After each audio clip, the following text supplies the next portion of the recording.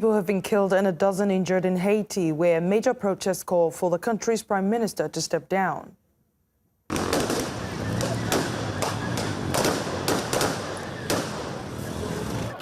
Violent clashes erupted between armed police and the protesters, who are demanding the resignation of Prime Minister Ariel Henry, who remains in power despite earlier promising to hold elections this week.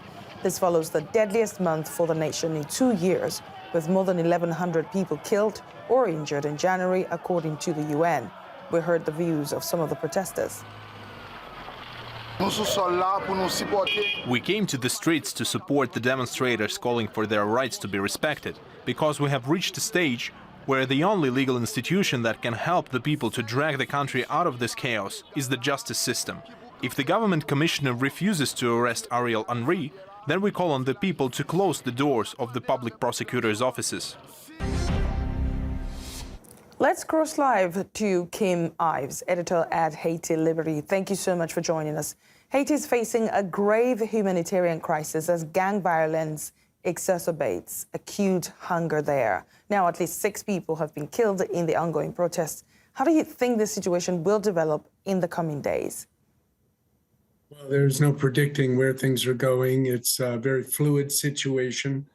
One of the catalyst leaders of the movement, Guy Philippe, has come to Port-au-Prince, where he's in hiding, or in a secret location, I should say. And there are some 15,000 militia members, part of what's called the Brigade for Surveillance of Protected Areas, essentially Haiti's park rangers, but they are armed and they are totally faithful to the leader of that force, who is a guy called Jean-Paul Joseph, who is allied, is part of Guy Philippe's organization. So we have a armed force which is in principle larger than the police force, which is somewhere around 9,000 or 10,000. And you have a completely isolated, unpopular, ineffective prime minister, or de facto prime minister. He wasn't elected in any way. There's no elected officials. So it's going to come down to a battle between this BSAP force and the police, and the people are clearly on the side of the BSAP force. And we'll see in the coming days if the second breaths of the movement after the February 5th, 6th, and 7th uprising, where many cities around the country, but particularly in the capital here in Port-au-Prince, people were in the streets, barricades are everywhere, and we expect this will continue for the foreseeable future. Thousands of Haitians gathered every day this week in cities and towns across the country to demand the prime minister step down and say they will continue to protest until he resigns. What are their grievances with the government? Well, the government has completely violated every precept of the Haitian Constitution, but first and foremost, it is the invitation of Kenyan troops to come halfway across the world at a price of $600 billion, which is 3 times what the Haitian police force gets on an annual budget, to put down the gangs, what they call the gangs. Now, there are indeed criminal gangs in Haiti, and they are indeed a problem. But the real target of U.S. and U.S.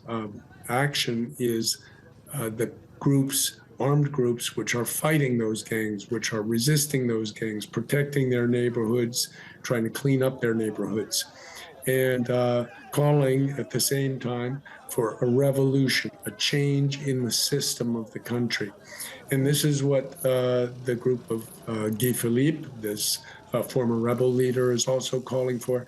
They're calling for radical change It isn't well defined, but Philippe, for example, has made an alliance with a former Lavalas senator, a guy called Moïse Jean Charles, who also has a somewhat Marxist coloration.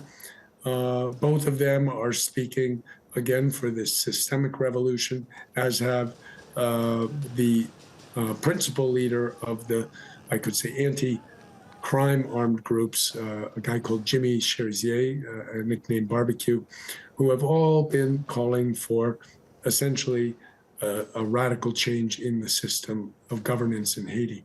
The UN has expressed deep concerns, reporting that more than 1,100 Haitians have been killed or injured in January 2024 alone, most of whom are not even involved in gang activities.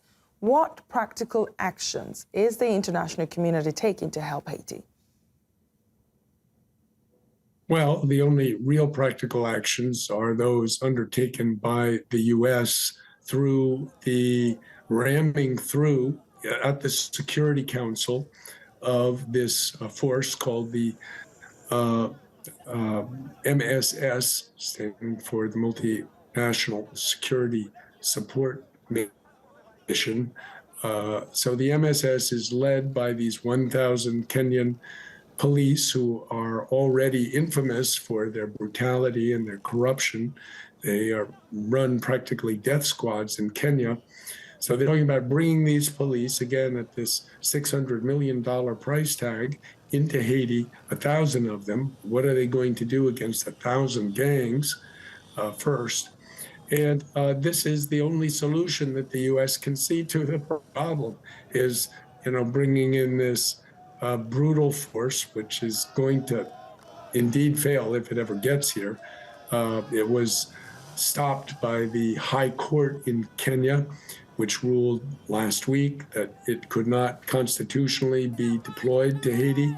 But now President William Ruto in Kenya is trying to do an end run to make a bilateral agreement with Haiti, which isn't really feasible legally anyway, because this government, the de facto government of Ariel Henry, has no legitimacy, has no legal standing to make any agreement that would require an elected government.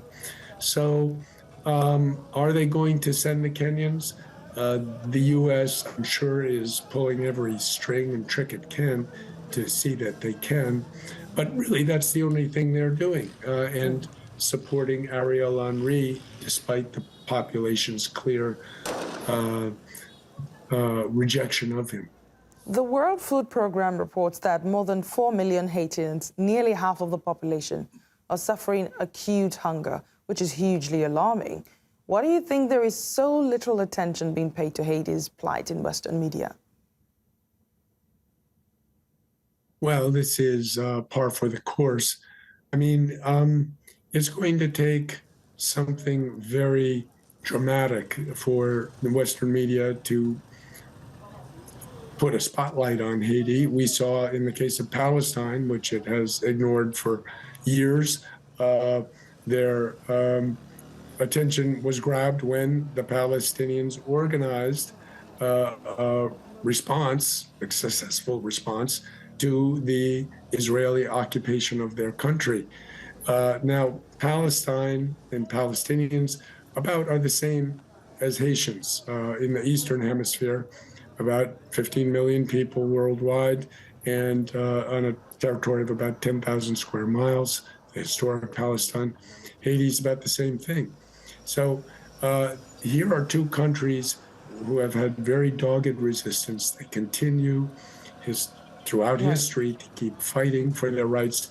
And when the Haitians do get this government on the run, which I think will eventually happen, that's when the spotlight will come back onto Haiti.